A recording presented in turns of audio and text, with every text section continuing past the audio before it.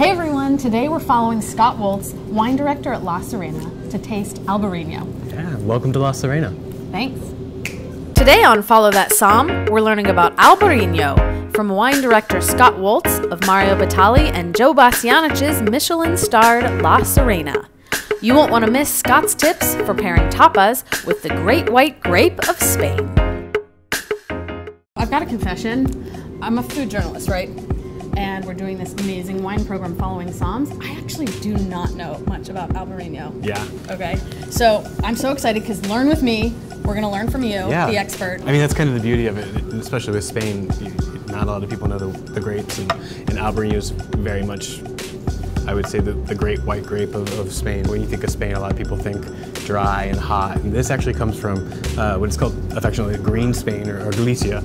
So lush maritime climate, a lot of rain, higher elevation. So tell us what that means for us. Yeah. Rain and elevation, how does that taste in a wine? So high acid, okay. or it has really great acid, but also it has incredible ripeness. In terms of acid, what it does in my mouth salivates. Okay. So you get that salivating thing, and it makes you want to go back for more, right?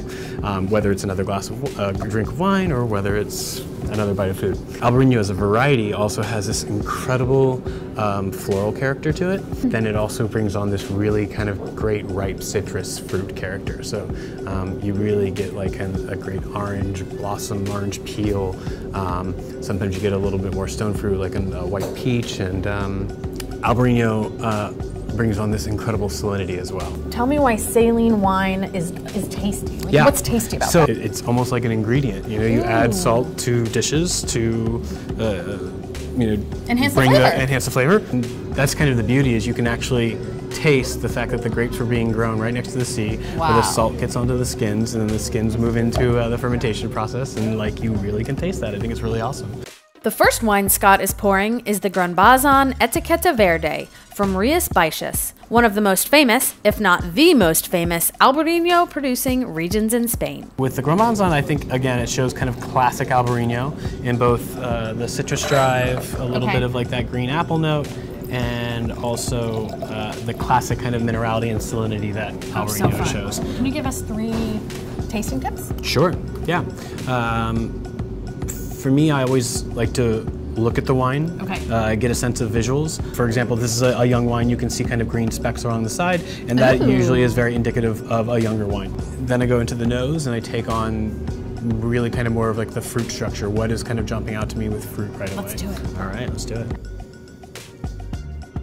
Then another kind of like nose strategy is to actually put your nose in and try to inhale from the mouth at the same time and get that a little bit more of like a retronasal quality. So that's something I do as well. So. Let's do it. And it's just a little different in terms of the first nose. The first one I got lots of citrus, the second one I got citrus and flower. Yeah, and what I try to do is get it really all around the mouth, because I think where the juice actually lives around your mouth, it tells you a lot of things as well. Albariño has a lot of kind of connections to like Pinot Grigio and Gruner Veltliner, and I think the reason being is that a lot of times you see what's called yeast stirring. Basically the dead yeast cells that come off of grapes when they're fermenting. Sometimes they stir that for this added texture. And so like what texture? Are we talking like thickness? Are we talking? Yeah, I think a little bit. I think it's a little bit of that kind of like effervescent kind of like quality. Oh, yeah, it is. It's just like a little bit of a tingly, and it almost has this like peanut shell, almond skin, sometimes even like a beer kind of quality. Oh my gosh, can we try it again and see? Yeah, absolutely. Yeah. That's so interesting. So it started citrus, went to flowers. Yeah. I got peanuts, not beer. I wish I got beer, but I didn't. No, but that's a good, I mean, again, that's a good indicator of that it has seen some kind of lees contact. Oh, really? Peanuts is lees peanut as well? shell, almond skin for me a lot of times. I think that's something that in terms of like when we talk about complexity of wine, is it something you can throw back and easily drink? Absolutely, but is there some complexity to it? And that is an added texture that that you find in Albariño that's really kind of cool. Cheers. Cheers to you. Cheers. I'm learning so much. Thank you. You're welcome. Our first tapa is Chef Anthony Sasso's sea scallops with rhubarb, asparagus, and grapefruit. So excited right now, I can't even stand it. The rhubarb. Okay, grapefruit, rhubarb, asparagus, and scallops, sweet scallops. And it's all charred, so it's all sweeter than normal. You feel like all this tartness. Okay, ready? Ready to get this bite? Okay, perfect bite, here we go. Yes. It's just a mouthful of deliciousness. There is a lot of ripe, sweet, and then tart. All right, here we go.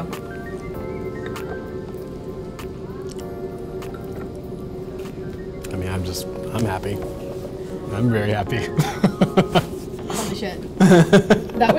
It's so much, this got more tart and more salinity. It got a little more savory. It got like bigger, rounder, bolder, fuller. I felt like it got more texture on my tongue. Is that right? Absolutely, right, yeah. And I think the length continues, it's not overpowering the food, and yet the wine is still like just there. It's like, again, we talk about a little bit of like having that salt to lengthen the taste. The salt kind of lengthens the wine as well as lengthening the flavors of the food. It's great. Our second wine is an Albariño from winemaker Rodrigo Mendez. It's made from a single vineyard on an island called Salvora in Rías Baixas. Are we getting more ocean than the last one? Is that right? Yeah.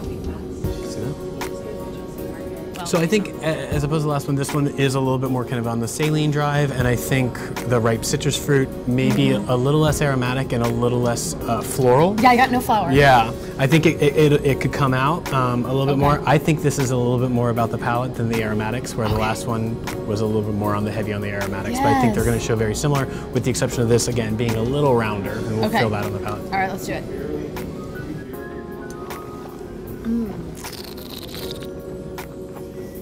I see what you mean about rounder. Yeah.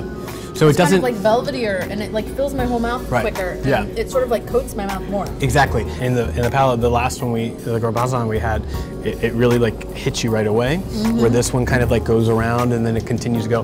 But I think the length here is insane. Like I think it's really great length that'll continue to go on for the next minute or two while we're talking. And that is like awesome. Still great acidity in the same way, but it just kind of like bounces out with a little bit more fruit. And then I think this also has a little bit more from the last one, a little bit more of a green note, like an herbal kind of like almost tarragon like chive thing going. Chive. Yeah, and I think that again is why it can be easy to just sit out there, drink it back and enjoy it, but you can also think about like what are the flavors coming out of this wine and why is Albariño the grape that it is. And I think that's this. So for your picnic, for your patios, and for your seafood dinners. Yes. This is what you have. Absolutely. Albariño. Yes. Our second tapa is razor clams a la plancha with spicy neonata sauce. Okay, check it out, razor clam. Oh my goodness. I'm gonna do it at the same time you are. Let's do it. Okay.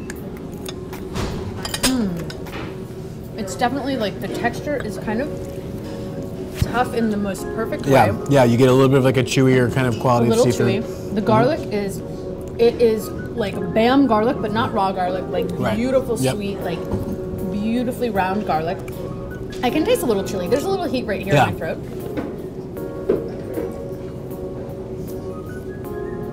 Oh my gosh. Everything got richer. Everything got more velvety, more textured. Yep. It got like, I felt like it just enhanced $50. Like it got more expensive. It got more exciting.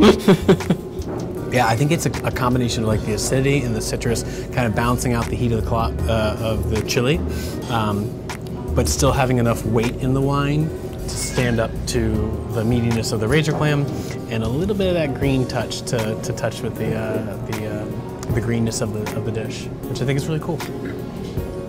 You've so made me a fan of Albariño. Like, thank you so much. You have to try it. You have to come to La Sirena and try it. Scott, you have been followed, and you have made me an Albariño fan. Oh, my pleasure. Thank you. You're welcome.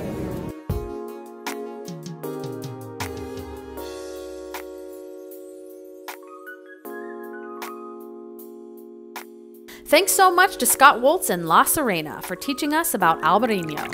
If you liked today's episode, don't forget to subscribe to our YouTube channel and like us on Facebook and Instagram.